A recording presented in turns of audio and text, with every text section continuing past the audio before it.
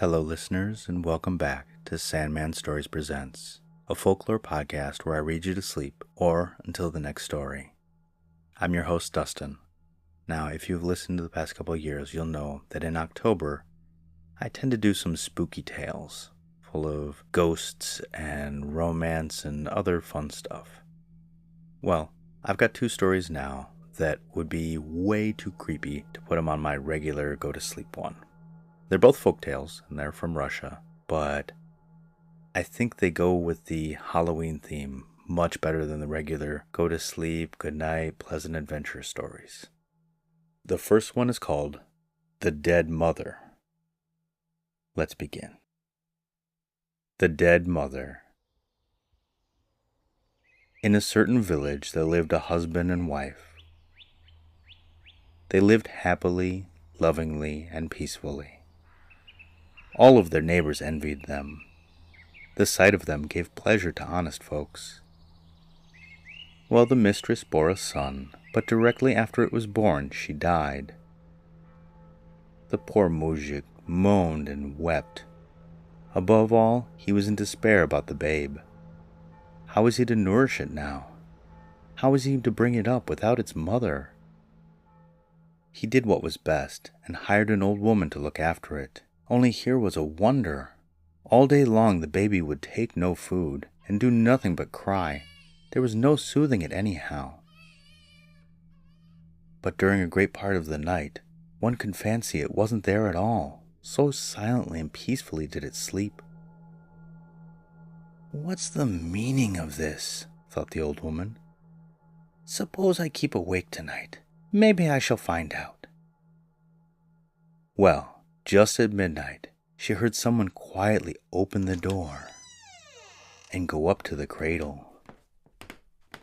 The babe became still, just as if it was being suckled. The next night the same thing took place, and the third night too. Then she told the muzhik about it. He called his kinsfolk together and held counsel with them. They determined this: to keep awake on a certain night, and to spy out who it was that came to suckle the babe. So at eventide they all lay down on the floor, and beside them sat a lighted taper hidden in the earthen pot. At midnight the cottage door opened.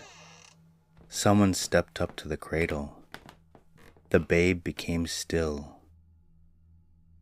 At that moment, one of the kinsfolk suddenly brought out the light.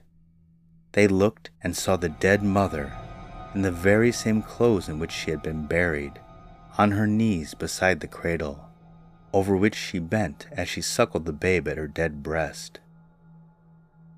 The moment the light shone upon the cottage, she stood up, gazed sadly on her little one, and then went out of the room without a sound, not saying a word to anyone.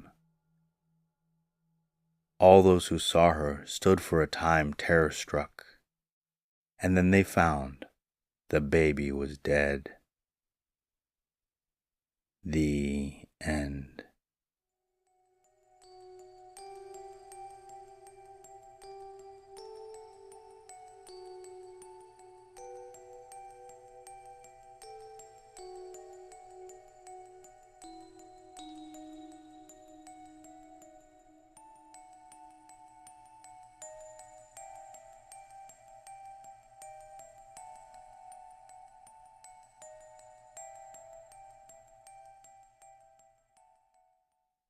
Okay, and story number 2, The Dead Witch. There once was an old woman who was a terrible witch, and she had a daughter and a granddaughter.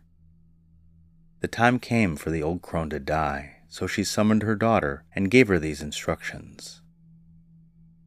"Mind, daughter, when I'm dead, don't you wash my body with lukewarm water, but fill a cauldron, make it boil its very hottest, and then with that boiling water regularly scald me all over."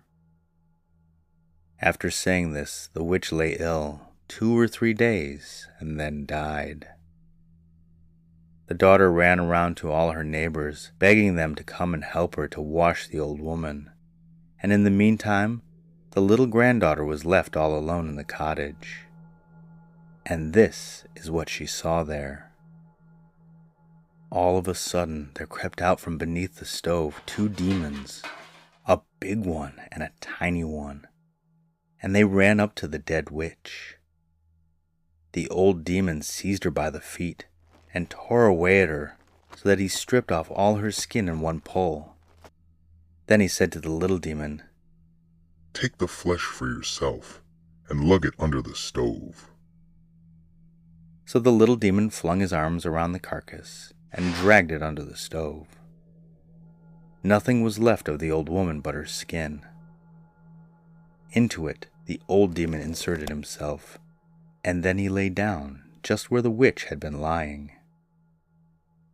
Presently the daughter came back, bringing a dozen other women with her, and they all set to work laying out the corpse. "Mommy," says the child, "they've pulled Granny's skin off while you were away." "What do you mean by telling such lies?" "It's quite true, Mommy. There was ever such a black one that came from under the stove, and he pulled the skin off and got into it himself." "Hold your tongue, naughty child, you're talking nonsense," cried the old crone's daughter.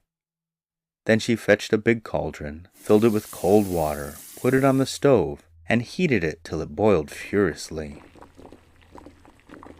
Then the women lifted up the old crone, laid her in a trough, took hold of the cauldron, and poured the whole of the boiling water all over her at once. The demon couldn't stand it. He leaped out of the trough, dashed through the doorway, and disappeared, skin and all. The women stared. "What marvel is this?" they cried. "Here was the dead woman, and now she isn't here. There's nobody left to lay out or to bury. The demons have carried her off before our own eyes." The end.